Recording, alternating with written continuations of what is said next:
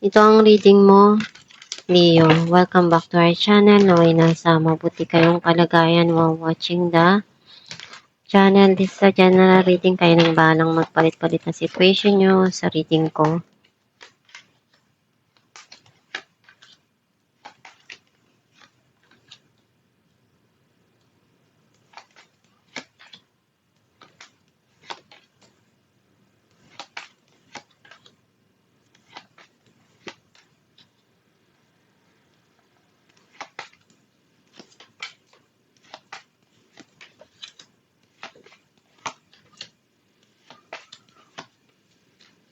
At the bottom of the deck, the Magician.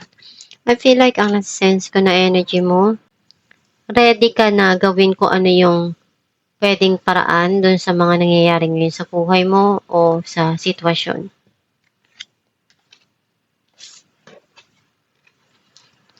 Ando yung pagdarasal mo palagi sa bawat sitwasyon na nangyayari ngayon o pinagdadaanan mo. Some of you, gusto mo muna na magpahinga at bigyan ng time yung sarili mo para makapag-relax. May bago kang journey dito na tatahakin o haharapin. Marami ka pang ambition sa buhay. And pagtatrabahuan mo palagi, especially sa career mo o sa financial mo, para maabot mo yung mga pangarap mo.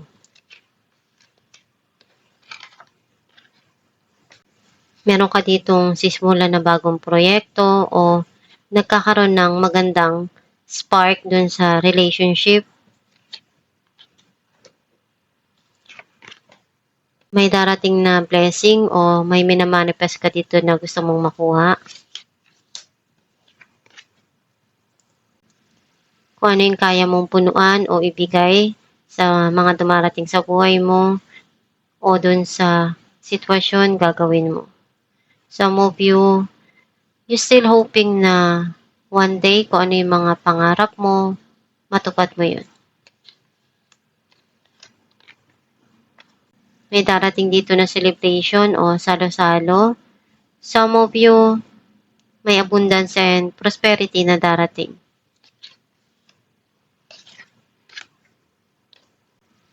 Meron ka ditong pinagkakabisihan o na-enjoy mo naman kung ano yung passion na meron ka ngayon o ginagawa mo sa buhay.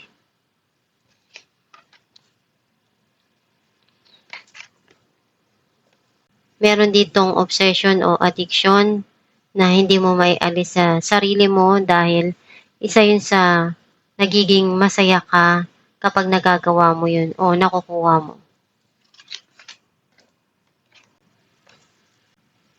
Nasasaktan ka o nagdaramdam ka sa mga nangyayari ngayon sa buhay mo o sa mga pinagdadaanan mo. May bago kang idea na may isip dito na makakatulong do sa mga pinagdadaanan mo. Some of you may darating na communication. Naalala mo pa rin yung mga nangyari sa nakaraan nung kabataan mo. And masaya ka dahil nandun yung pagmamahal na nararamdaman mo. Some of you meron ditong past person na gustong bumalik sa buhay mo. Clarify natin ang Four of Swords, Seven of Cups, and Three of Pentacles. Meron ditong darating na collaboration or team up. Pero you feel undecided. Hindi ka pa handa na magsimula o gawin yung project na yun. Clarify natin ang The Fool, The Devil, and Queen of Wands. Kung ano yung mga naranasan mo at nangyari sa past, nakalimutan mo na yun or nag-heal ka na dun. Clarify natin ang Knight of Pentacles, Three of Cups, and King of Cups. Andun yung pagmamahal nitong tao na to. And gusto niyang ayusin kung ano yung kaya niya pang may ayos dun sa sitwasyon o o sa relasyon. Some of you may darating na pagkikita. Clarify natin ng Ace of Wands, Two of Pentacles and Justice. Gusto mo na balansehin kung ano yung mga ginagawa mo ngayon sa buhay. Some of you may clarity dito na darating. Clarify natin ng Ace of Pentacles, Page of Pentacles and Eight of Wands.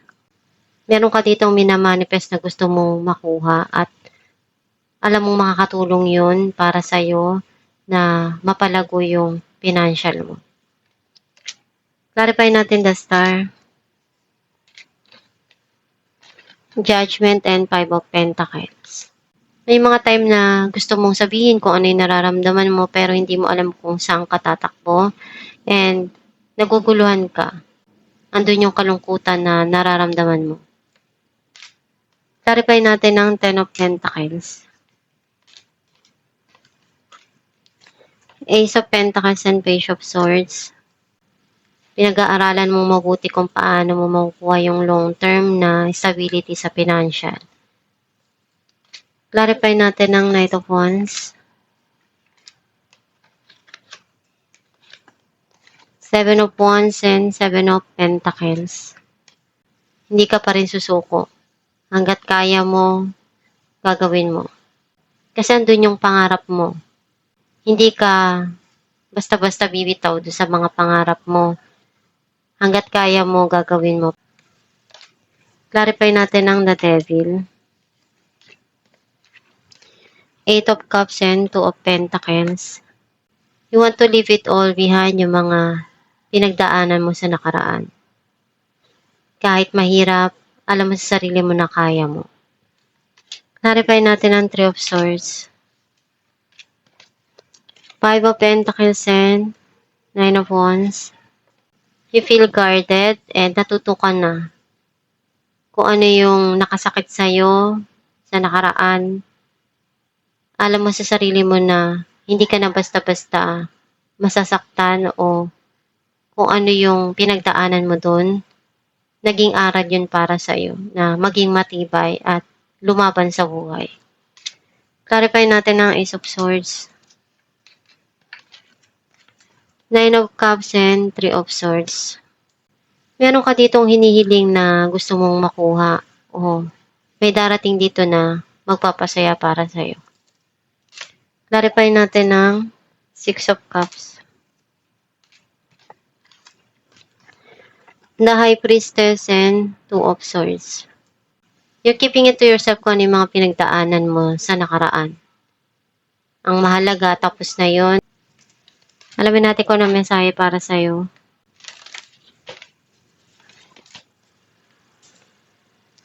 Play. Beloved one, it's time to set aside the work for a while. Don't worry. We will oversee your responsibilities to their completion.